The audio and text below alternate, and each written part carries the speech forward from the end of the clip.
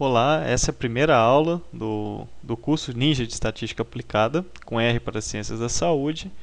Essa aula foi preparada por Daniele a Trindade, a Júlia Carelli e eu.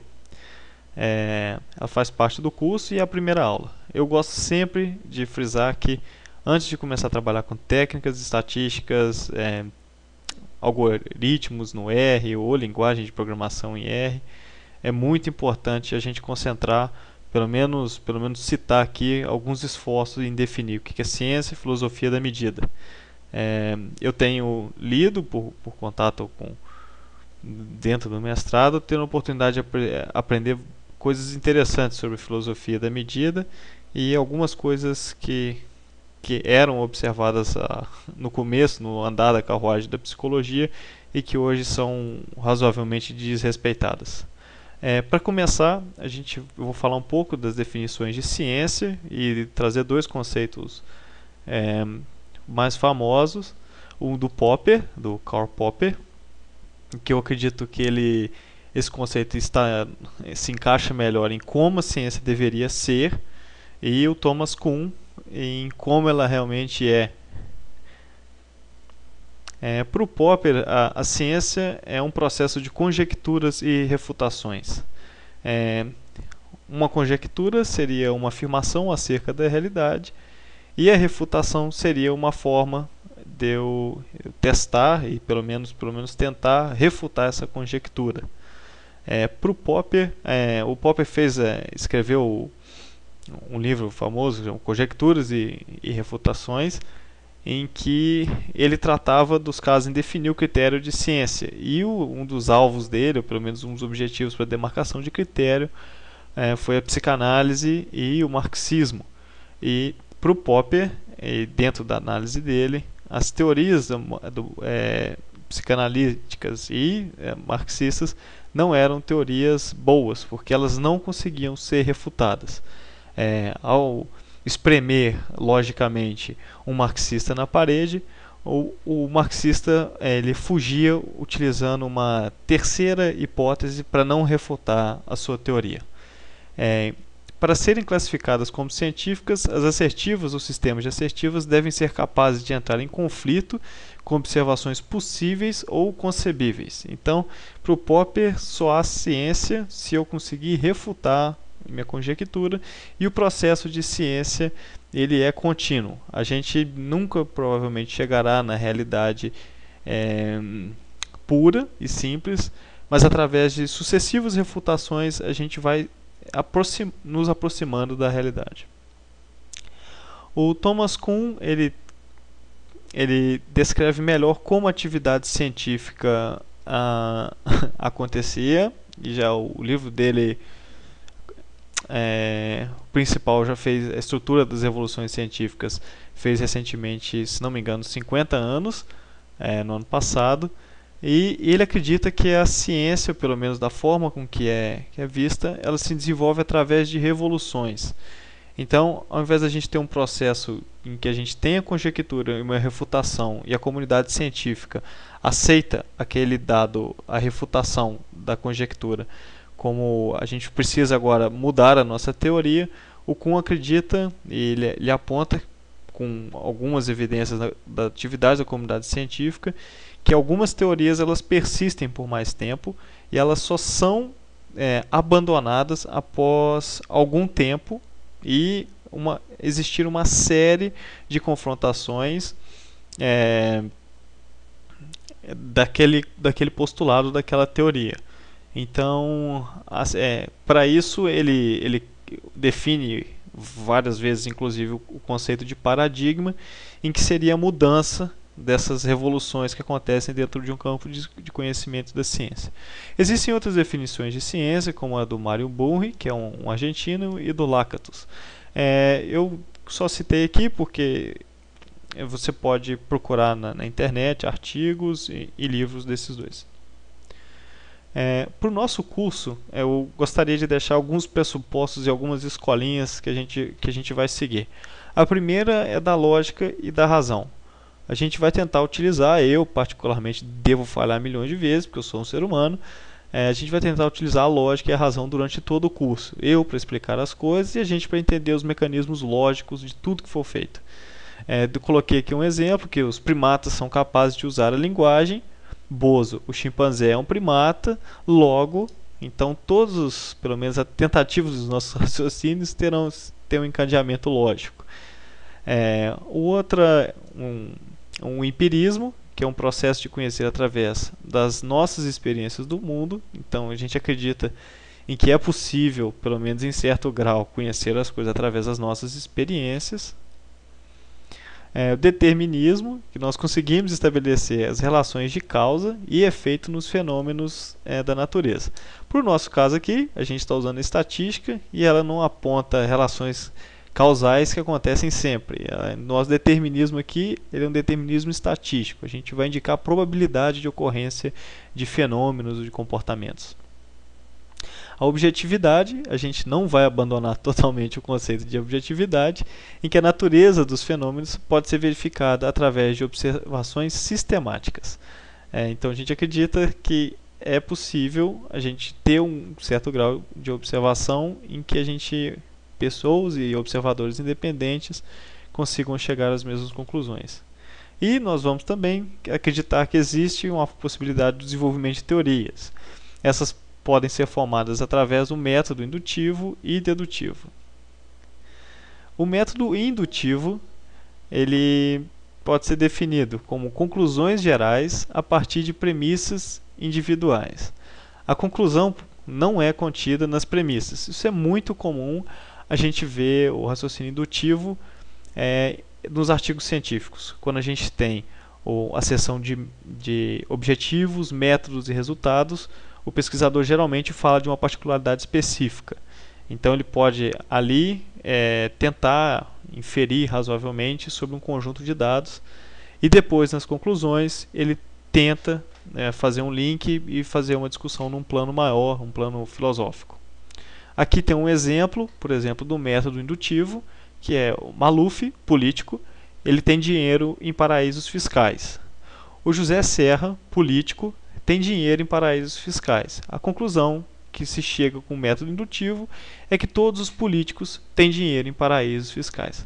A grande questão aqui é que eu não pergunto, e a gente, dentro dessa cadência de raciocínio, na assertiva 1 e 2, a gente está avaliando políticos individuais. E a gente nunca, ou pelo menos a gente com certo grau de clareza de raciocínio, a gente não pode chegar à conclusão de todos os políticos, porque a gente não conhece todos os políticos. É claro que esse raciocínio aqui ele parece razoavelmente válido. No método dedutivo, a conclusão é derivada das premissas. Então, seria basicamente que todo mamífero tem coração, o ser humano é um mamífero, e logo o ser humano tem coração. Isso é um raciocínio, é um argumento e é um raciocínio dedutivo. Nós também utilizamos, e o grande problema dos raciocínios, do uso do método dedutivo é que as premissas nem sempre são verdadeiras. As premissas que eu falo são os postulados aí, no caso as assertivas 1 e 2. Eu vou falar um pouco agora das limitações da ciência. Até agora a gente não falou em nada muito fundamentado na prática. A gente está falando de postulados e de certa forma a gente está tão próximo de uma doutrina religiosa como de qualquer outra coisa. É claro que tem diferenças e escolhas, mas os métodos aqui são escolhidos a priori e a gente não observa a realidade. Então, a primeira coisa que a gente vai falar aqui são das limitações já bem discutidas da ciência. Primeiro, em relação à objetividade, em que a premissa forte da objetividade é questionada. Então, hoje se coloca, e eu conjugo um pouco dessa premissa, que nem todos os fenômenos podem ser observados objetivamente. Isso já é quando a gente fala todos, a gente já recai no problema do raciocínio por indução, mas acredito que alguns exemplos já são bem documentados de que fenômenos não podem ser observados objetivamente. Enfim. E outra limitação também, que ela é relacionada ao método indutivo, e por isso que o Popper desenvolveu o sistema de conjecturas e refutações, que é da generalização. É o mesmo dos políticos que eu apresentei há pouco tempo. O Popper apresenta isso como uma metáfora dos cisnes, em que é difícil, se um pesquisador, uma pessoa, olhar para os cisnes que ela conhece, que no lago, perto da fazenda que ela mora, da realidade, do parque, enfim, ela olha e todos os cisnes que ela encontra nesse parque são brancos. E se essa pessoa resolve sair do mundo, ou sair do mundo não, sair da fazenda dela e percorrer o mundo inteiro, ela chega e confere que todos os cisnes que ela viu até ali no mundo são brancos. Então ela chega ao postulado que todos os cisnes são brancos. Só que o fato da pessoa ter observado todos os cisnes que ela conseguiu não necessariamente implica que não houvesse um cisne preto para trás ou um cisne preto nasceria no futuro. Então, o raciocínio, essa generalização, ela é limitada. A pesquisa em ciências da saúde, vamos aproximar um pouco mais do escopo do curso, que ela tem os seguintes objetivos: descrever fenômenos, que no caso, descrever acontecimentos, comportamentos, predizer fenômenos, tentar anteceder o que pode acontecer, através de métodos estatísticos. Em um momento eu vou mostrar um exemplo bem interessante sobre predição de fenômenos, e inclusive de comportamentos que a gente acredita que não são previsíveis.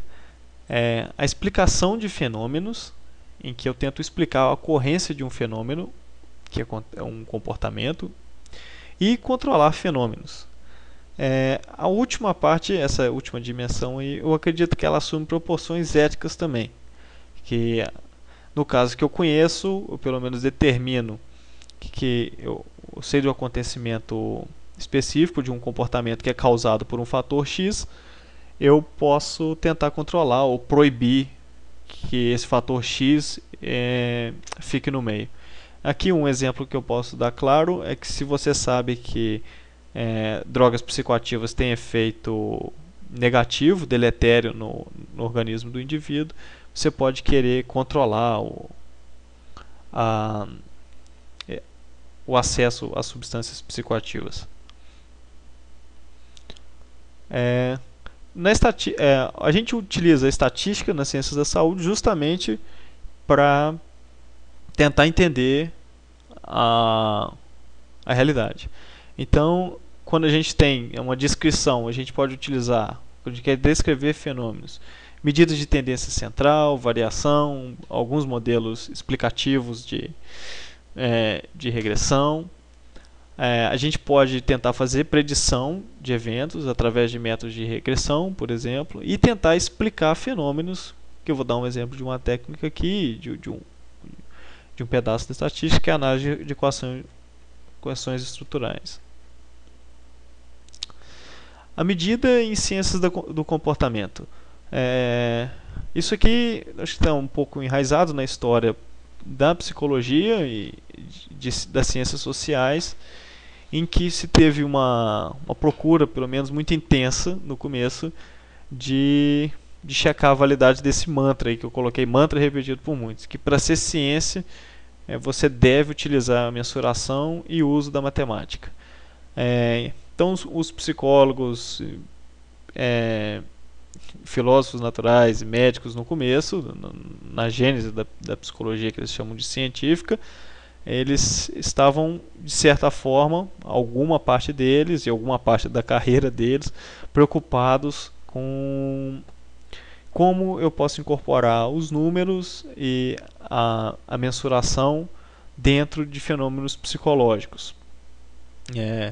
Um dos conceitos mais utilizados e mais clássicos de medidas das ciências sociais é o conceito de Stevens, em que ele define que mede-se por lei quando se quer demonstrar empiricamente que dois ou mais atributos estruturalmente diferentes mantêm entre si relações sistemáticas. é, é a forma bonita que o Stevens colocou, em que você, para ele medir, é você utilizar uma regra para comparar atributos. No começo da psicologia, na gênese da psicologia, se tinha uma certa preocupação em tentar determinar unidades de medidas e diferenças entre unidades de medidas e tentar definir parâmetros matemáticos para sensações, por exemplo, que é o trabalho do Fechner.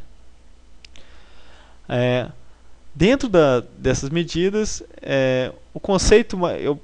esse conceito aceito pelos cientistas sociais e pelos psicólogos, ele geralmente não logicamente, ele não é exatamente utilizado pelos físicos químicos. É só vou dar um exemplo aqui, claro, um exercício de analogia, em que você pensa, um estudante mede a largura de uma sala com uma trena. A largura dessa sala é de 10 metros e o comprimento é 2,5 vezes maior que a largura. Essa definição do Stevens, que é atribuir números, atributos ou eventos de acordo com uma regra, se aplica a esse caso? Provavelmente não, porque provavelmente não mesmo, porque se tem é claro que você aqui não está atribuindo números a objetos. Aqui você tem um atributo que você quer medir, que é o comprimento, e nele você tem uma constante que é relacionada a ele e não é a unidade, que seria 10, 2,5 vezes maior, ou enfim, um número, e você mede um atributo desse objeto. Ao contrário do que a gente faz quando a gente quer avaliar, por exemplo, qualidade de vida, em que a gente fala qualidade de vida, segundo o questionário X, é 36. A gente não tem uma unidade 36 qualidade de vida. Essa medida, mais para frente, ela é uma medida que ela é dependente de uma série de coisas. Então, comparando uma teoria do Stevens com a teoria clássica, para o Stevens, medir e atribuir número a coisas de acordo com regras. E na teoria clássica da medida, medir envolve a descoberta do número, a magnitude do número em relação a outros componentes do objeto em questão. E essa atribuição do número não representa todo objeto.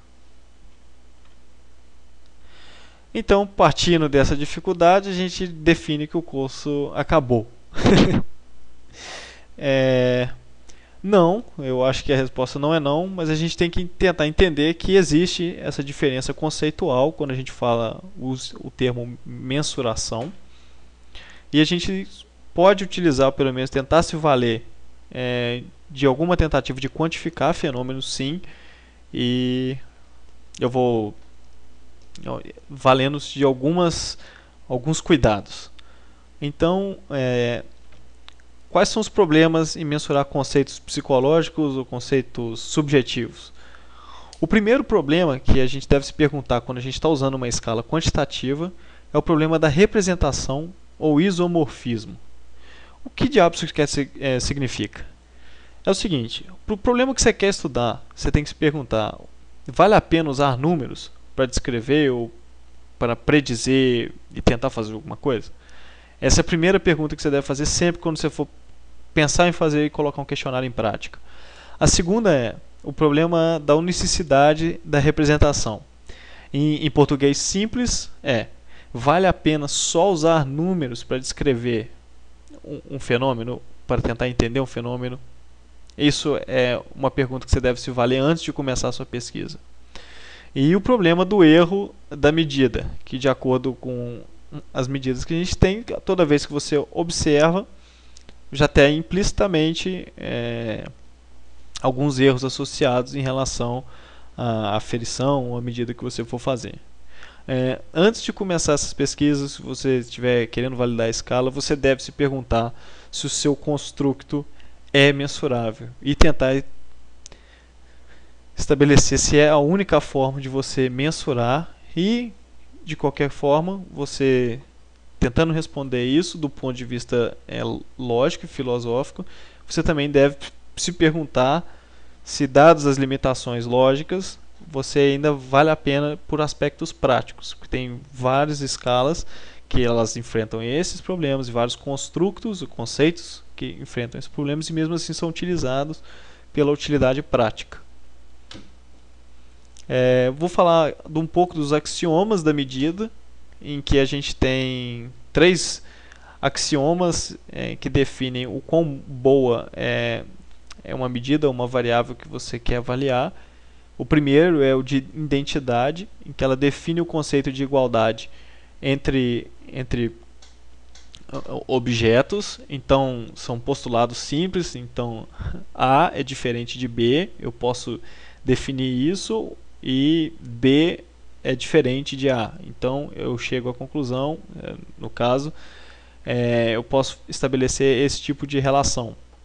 O segundo é o de ordem, em que todo número é diferente do outro por certo grau de quantidade. Então, quando você quer mensurar, quando você acredita em que você pode ordenar a quantidade de número. A identidade, por exemplo, o axioma de identidade, eu poderia dar um exemplo de uma variável nominal que é sexo, feminino ou masculino. Você pode falar que o sexo masculino é diferente do feminino e só. Você não pode falar que o sexo feminino é maior que o masculino e vice-versa. O terceiro axioma é o da aditividade, em que os números podem ser somados e naturalmente multiplicados, e divididos, subtraídos, enfim. Em que você tem relações em que você consegue determinar, adicionar. Por exemplo, o QI, por exemplo, ele não respeita o axioma de aditividade, porque você não consegue estabelecer somar QIs. O fulano tem 15 de QI e 15 mais 5 de QI é igual a 20. Esse axioma não é respeitado. Então, dentro dos axiomas, eles variam para os níveis de medida, em que o que a gente chama de nominal, onde os números servem somente para identificar elementos. Então, por exemplo, igual eu disse anteriormente, o de sexo. Ordinal, ordena os objetos segundo o grau que eles possuem um dado atributo. Por exemplo, uma escala Likert, em que você fala que você não está muito satisfeito, insatisfeito, satisfeito e muito satisfeito. Você acredita que existe uma certa relação de ordem entre essas respostas. Intervalar, em que é possível quantificar a distância entre os números. Por exemplo, eu tenho uma escala de medida em que eu uso a altura, por exemplo, peso, em que eu consigo determinar e quantificar as distâncias entre os números. E só de curiosidade, os psicofísicos que trabalhavam com isso, como por exemplo o Fechner, eles se preocupavam em tentar determinar a diferença entre uma unidade de sensação para outra e com isso justificar a utilização do uso de números e da quantificação na psicofísica. Isso era uma pergunta interessante e hoje os psicometristas também se preocupam em definir isso através dos testes e teoricamente também. E uma escala de razão é onde que se aponta que existe um zero absoluto e é possível quantificar as distâncias.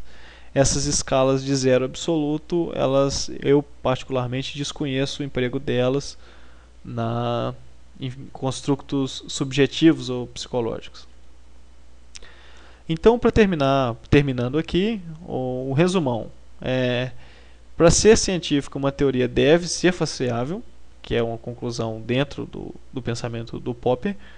A ciência deveria avançar com refutações de conhecimentos estabelecidos, mas nem sempre é assim. É a contribuição que o Thomas Kuhn traz, que o ser humano não se comporta naturalmente e geralmente não aceita bem refutações.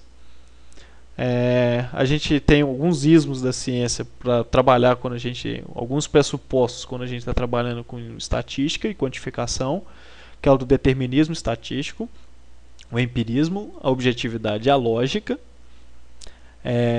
A gente chega, pelo menos, se você quiser aprofundar, tem nas referências, que medir para ciências humanas é uma coisa diferente para ciências exatas. Isso é um termo que tem significado diferente, apesar de ser o mesmo nome. Que toda vez que você precisar de mensurar um fenômeno ou algum comportamento, você tem que se justificar, lembrando das questões do isomorfismo, ou seja, se aquele fenômeno pode ser quantificado como número, se ele só pode ser quantificado como número, e estabelecer também os parâmetros de erro.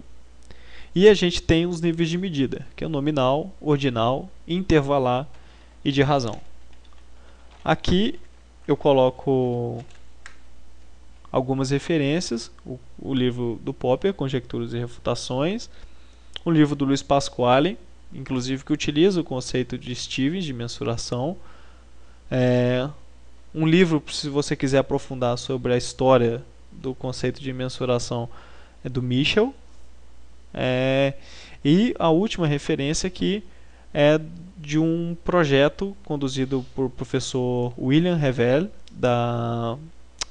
eu não me lembro agora da universidade, em que ele trabalha principalmente com a teoria da personalidade do Big Five e disponibiliza, além de um livro muito mais profundo que essa exposição aqui, sobre mensuração e medida. Esse livro é gratuito, você pode fazer o download, e além disso, vários tutoriais em R. Os dois últimas referências, como vocês viram aí, vocês podem ver, elas estão em inglês. E caso eu desconheço de tradução. Então é isso, muito obrigado pela atenção. E qualquer sugestão, crítica, você pode reportar aqui embaixo ou mandar um e-mail para mim. Muito obrigado.